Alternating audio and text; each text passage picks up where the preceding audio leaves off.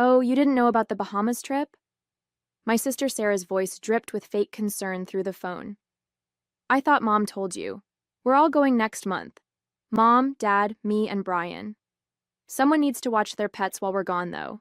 Mom said she'd ask you. I stood in my kitchen, gripping my coffee mug so hard I thought it might break.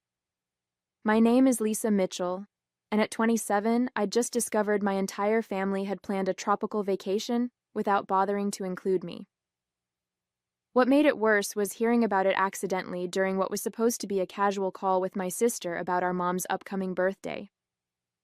No, Sarah, Mom hasn't mentioned anything about the Bahamas, I replied, trying to keep my voice steady, or about pet sitting. Well, you know how she is, Sarah laughed. She probably forgot. But you're not busy anyway, right? You can watch Rocky and Max for the week? Mom was counting on you since you're the only one not going. The only one not going. Because they hadn't invited me. I thought about all the family dinners where they must have discussed this trip, carefully avoiding the topic when I was around. The whispered conversations that stopped when I entered the room suddenly made sense. The way my mom had been asking casual questions about my work schedule, even my dad's recent interest in whether I was seeing anyone, probably hoping I'd have weekend plans that wouldn't interfere with their pet-sitting needs. Later that evening, my mom finally called. Honey, I've been meaning to talk to you. We need a favor. Let me guess. You need me to watch the dogs while you're all in the Bahamas? The bitterness in my voice was impossible to hide. Oh, Sarah told you. Yes, it would be such a help. You know Rocky gets anxious at the kennel and Max needs his medication twice daily. We'll only be gone 8 days.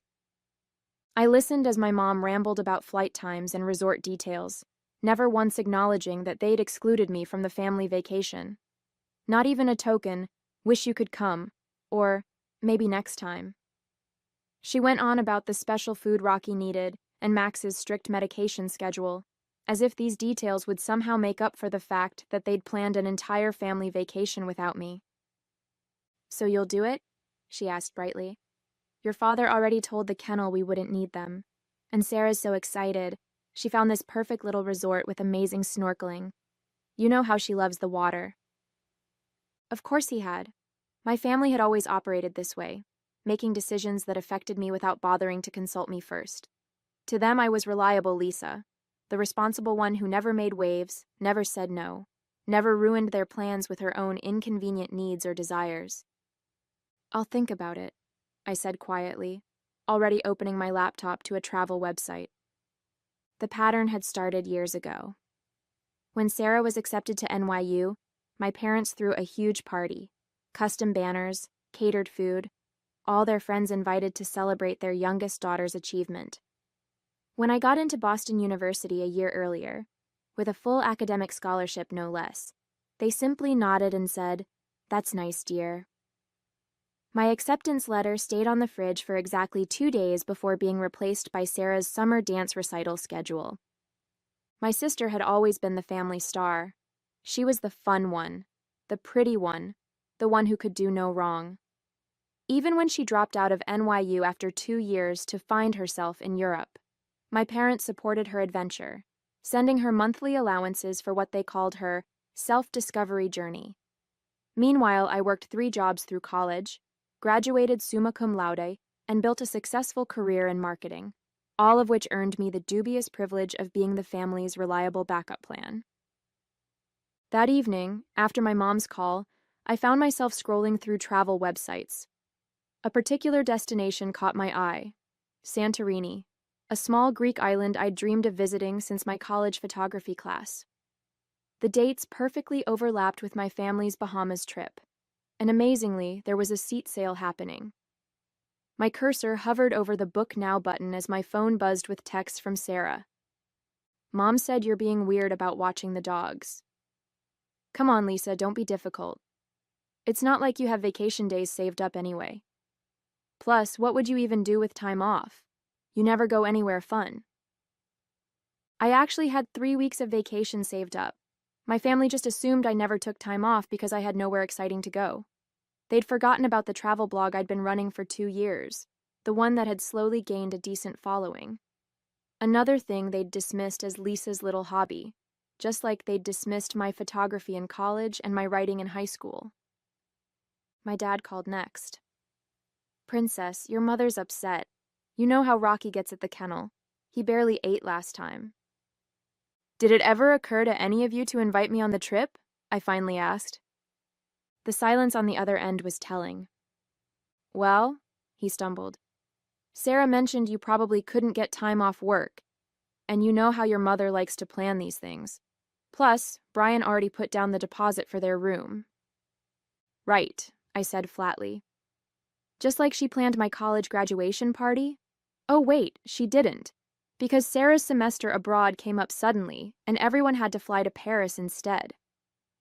"That's not fair, Lisa. Your sister needed family support during her journey of self-discovery." I looked at my computer screen, at the picture of the beautiful Greek island waiting for me. Something shifted inside me. Years of being the reliable one, the responsible one, the one they could always count on to sacrifice her own plans for theirs. It all crystallized into a moment of perfect clarity.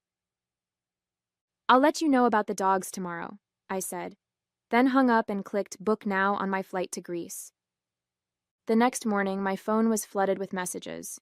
My mom had sent 6 texts varying from guilt trips to outright demands. Sarah had left 3 voicemails, each more condescending than the last. Even my dad, who usually stayed out of family drama, had emailed me a lengthy explanation of why I was being unreasonable. I waited until our weekly family dinner to break the news. As usual, they were all gathered at my parents' house, discussing their upcoming Bahamas trip across my mom's lasagna. "I've made alternate arrangements for those dates," I said during a pause in their conversation. "You'll need to find someone else to watch Rocky and Max." My mom's fork clattered against her plate. "What do you mean, alternate arrangements? What could be more important than helping your family?" "My trip to Greece." I took a sip of water, watching their faces shift from confusion to disbelief. "Greece?" Sarah laughed. "You're not going to Greece." I pulled up my confirmed itinerary on my phone and placed it on the table. "Actually, I am. 8 days on Santorini, starting the same day you leave for the Bahamas." "But you can't," my mom sputtered. "What about the dogs? The kennel is fully booked." "That sounds like poor planning on your part." I was surprised by how steady my voice remained. Maybe Sarah's boyfriend Brian could watch them, since he's apparently family enough to go to the Bahamas. "That's different," Sarah protested. "Brian's my partner. Besides, he's allergic to dogs." "How convenient." I stood up, gathering my things. "I'm sure you'll figure something out. You always do when it's important to you." "Lisa, sit down," my dad ordered. "You're being childish. This isn't like you." "That's the problem, isn't it? You all decided who I was supposed to be. Reliable Lisa, dependable Lisa, always available Lisa. Did it ever occur to any of you that I might want to be included in family vacations? That I might have my own plans, my own life?" The silence around the table was deafening. My mom looked on the verge of tears, while Sarah sat with her mouth hanging open. My dad just stared at his plate, refusing to meet my eyes. "I have to go," I said, heading for the door. "I need to shop for swimsuits. Santorini has some amazing beaches." The fallout was exactly what I expected. My mom launched a full-scale guilt campaign, enlisting every relative who would listen. Aunt Carol called to tell me how selfish I was being. My cousin Rachel sent long texts about family loyalty. Even my grandmother weighed in, though she mostly seemed confused about why I couldn't watch the puppies from Greece. Sarah's approach was more direct. She showed up at my apartment unannounced. "You're only doing this to spite us," she said, barging in without waiting for an invitation. "This isn't like you, Lisa. You've always been the responsible one." "The responsible one?" I repeated. "You mean the convenient one. The one who's supposed to drop everything when the rest of you need something." "That's not fair. We appreciate everything you do." "Really? When was the last time any of you showed that appreciation? When was the last time you included me in family plans instead of just expecting me to fill in the gaps?" Sarah flopped onto my couch, her perfect blonde hair falling exactly right even in her frustration. We didn't think you'd want to come to the Bahamas. You're always so busy with work. Did you ask me? Did anyone bother to ask if I might want to join my family on vacation? Well, no, but nothing. You all made assumptions about my life, my time, my priorities. And you know what? You got so comfortable taking me for granted that you didn't even try to hide your Bahamas plans. That's how little you thought of me. Sarah's face flushed. Mom and Dad are really upset. They might have to cancel their trip if they can't find someone to watch the dogs. That sounds like a them problem, I replied, using one of Sarah's favorite phrases back at her. When did you get so cold? I'm not cold, I'm just done being the family doormat. I showed her my travel blog on my phone. See this?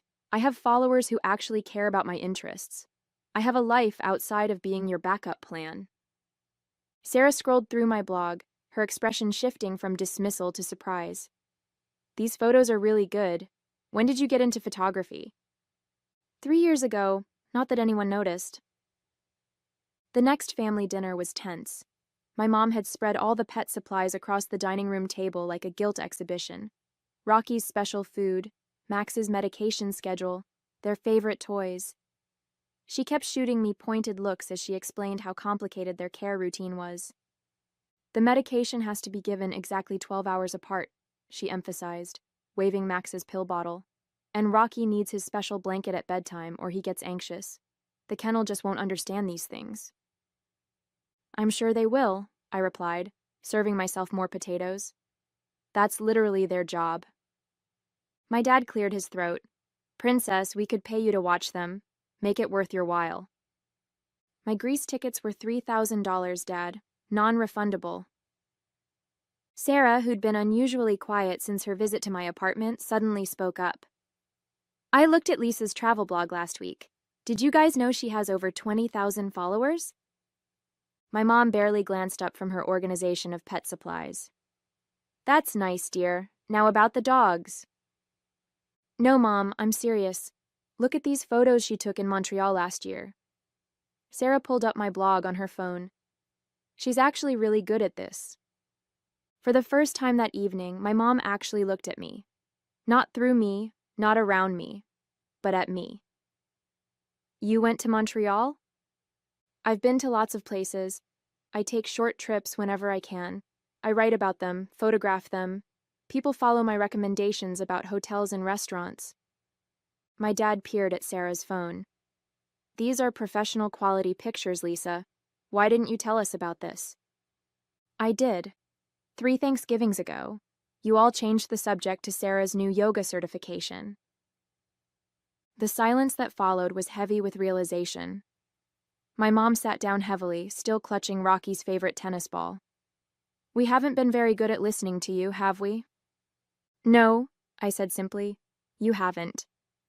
But that doesn't change the fact that we need someone to watch the dogs, she added quickly. And just like that, the moment was gone. I stood up.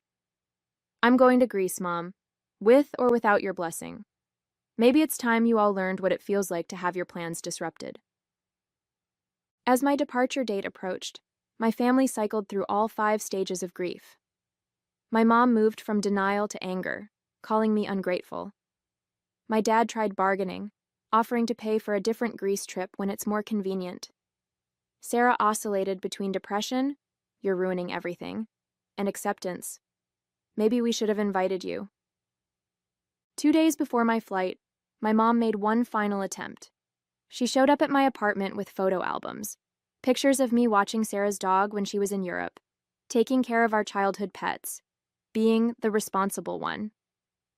You've always been so good with animals, she said, flipping through the pages. Remember how you nursed Sarah's hamster back to health in high school? I remember. I also remember missing my friend's sweet 16 party to do it, while Sarah was at the beach with her friends. That's different.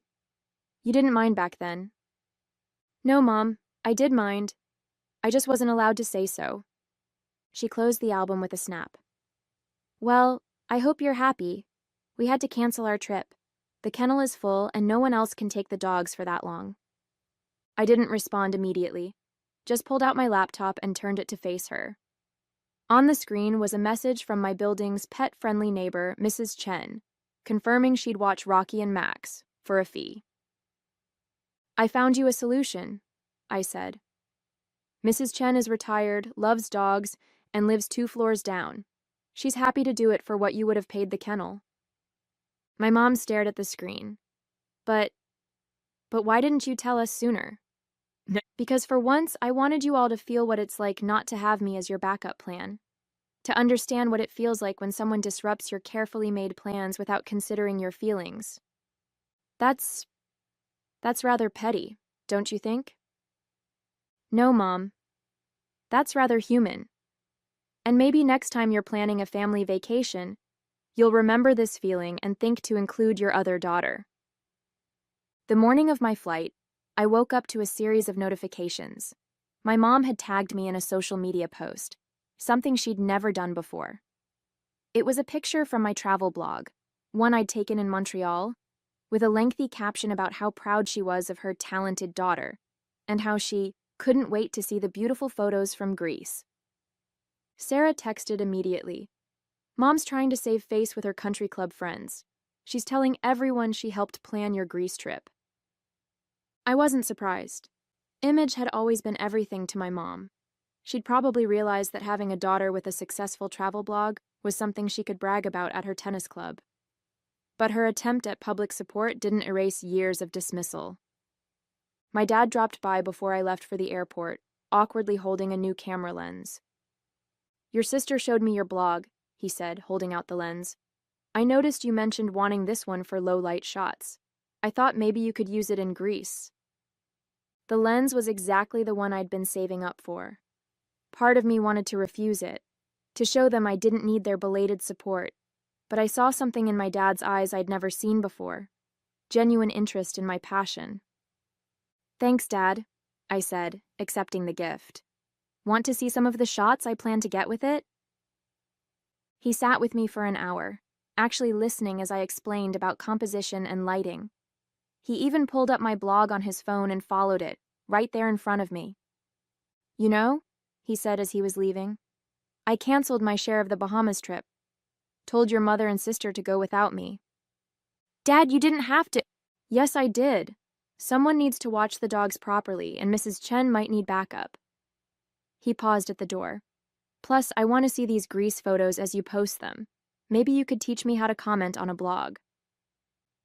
That afternoon, as I boarded my flight to Greece, my phone buzzed with messages.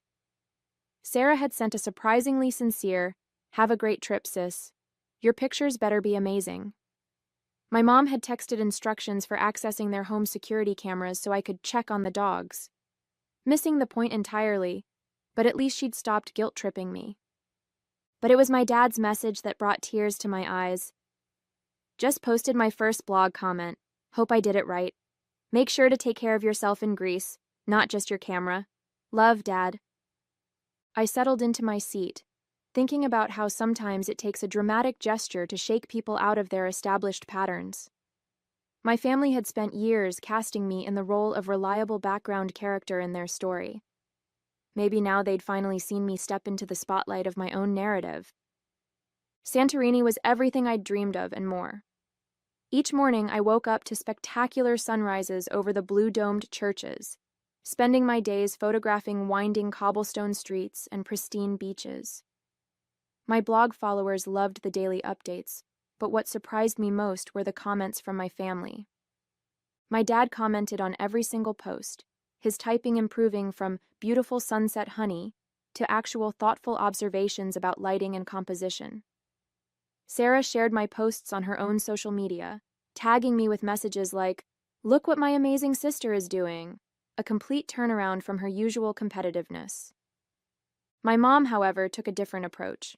She called daily with updates about the dogs, as if trying to remind me of what I'd left behind. "Rocky misses you," she'd say, or "Max won't eat unless your father hand-feeds him."